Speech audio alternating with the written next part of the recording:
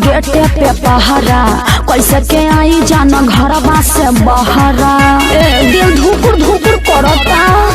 माई के लागल बा गेटे पे पहरा कैसे के आई जाना घरवा से बहरा भौजी के ध्यान रहता रोज चाभी ताला पर चढ़ी के ये जंदू ताला पर जई पुअरा के गाला कैसे चढ़ी के ये जंदू ताला पर जई पुअरा के गाला पर अरे ओहू में तो रिक्स बा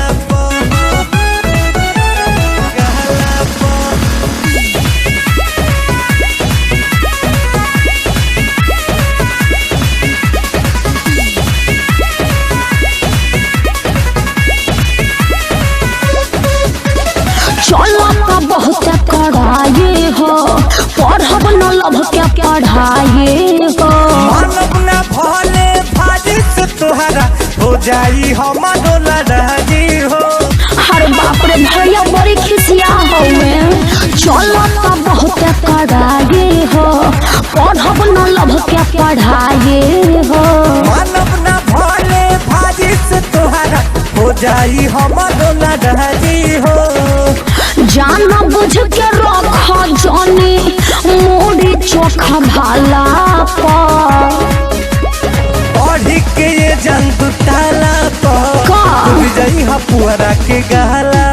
दिक्कत हो जाए के ये जंतु ताला कैसे जई पुअरा के गहला और दूसरा उपाय बताओ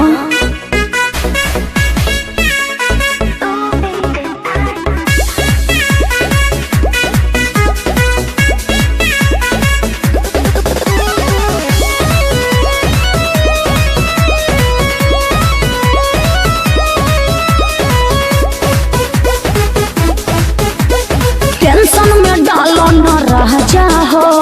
रोज के मजा भुला जाओ